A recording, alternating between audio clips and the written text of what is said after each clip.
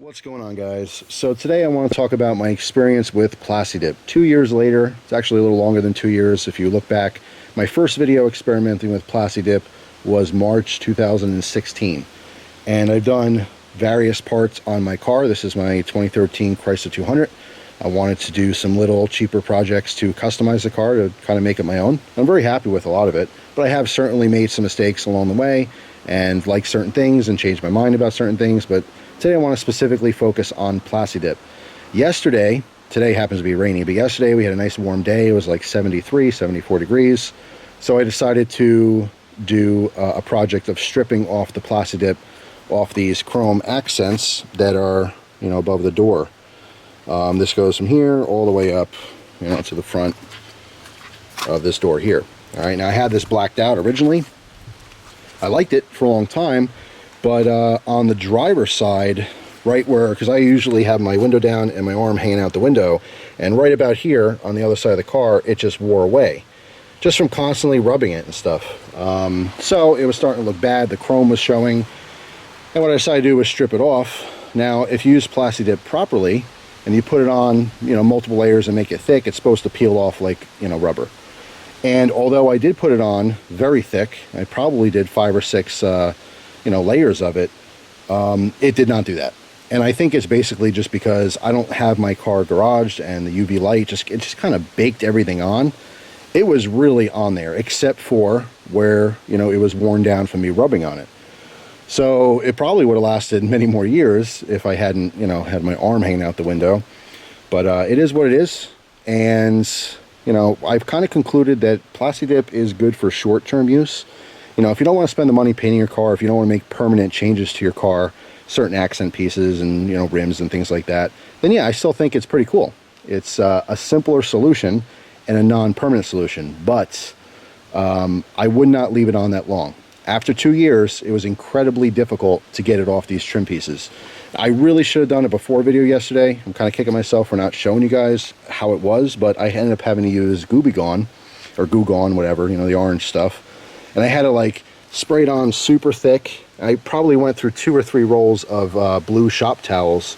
Just literally, you have to let it eat away a little bit and rub some off. Let it eat away, rub some off. And it just took forever. It was probably a 2 or 3 hour project. And it really should have been 10 minutes to peel it off. I've used Plastidip on my rims. Of course, it's been raining and stuff, and the car is dirty right now. But originally, I Plastidip my rims, and I was fine with that. And it was good for like 6 months. It looked great. No problems. But eventually, you get some road rocks hitting it and stuff like that, driving, you get little chips here and there, and it's very hard to touch that up. So I ended up taking it off the rims, and I permanently painted my rims. Which I think is a better option, but obviously, you might not want to do that. It's the whole idea of Plastidip is temporary.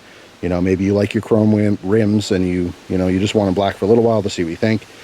But yeah, it was a nightmare getting it off the rims.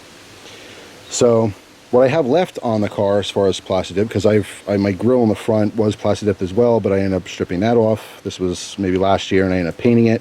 Much better permanent solution. It's still a little chipped here and there. I have to touch it up from, again, just from rocks and stuff from the road. But I still have this portion. I have the badge on the back, Plastidipped. All right, and this is held up pretty good. I mean, again, this is 2+ years later. This is fine. This went on nice and thick. All right, I covered this part here for the Chrysler logo. You can see it peeling just a little bit. I mean, this is 2 years, so that's not too shabby. I did do this piece, and this is part of the taillight. This is actually, red, but I wanted to change the look of the taillight, so I ended up Plastidipping on top of that.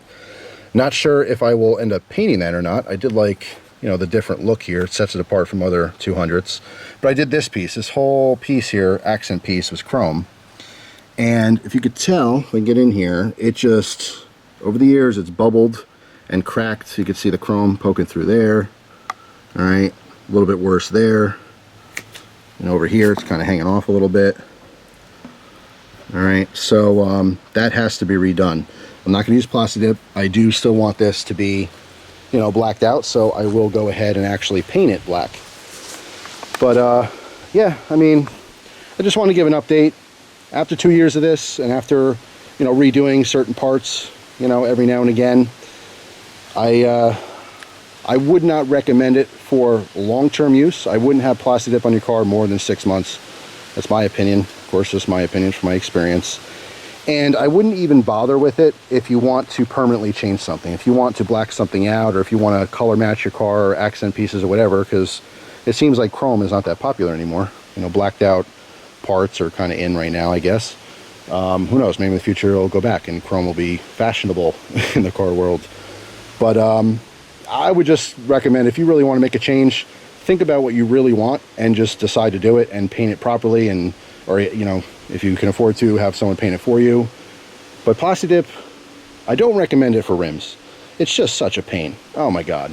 I mean, just hours and hours of just, again, I mean, peeling some of it off, but you end up using, you know, chemicals to try to wipe it off, and it's just such a mess and such a hassle.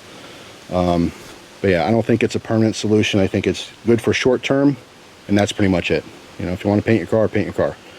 But yeah, so that's my experience with it. It's kind of 50-50. I'm happy with, you know, how certain parts came out, and unhappy with others. But if you're going to do it, you have to put it on nice and thick. If you put it on thin, you could have all kinds of problems. It's even worse getting it off.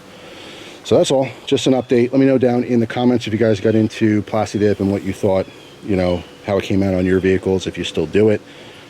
It tends to be something that people do when they first get into car stuff, almost like an amateur type thing. And then, you know, after a while and you learn more about cars, you end up not using this stuff. So let me know what you guys think. Thanks for watching. Hope you guys have a great day, and I'll see you soon. Take care.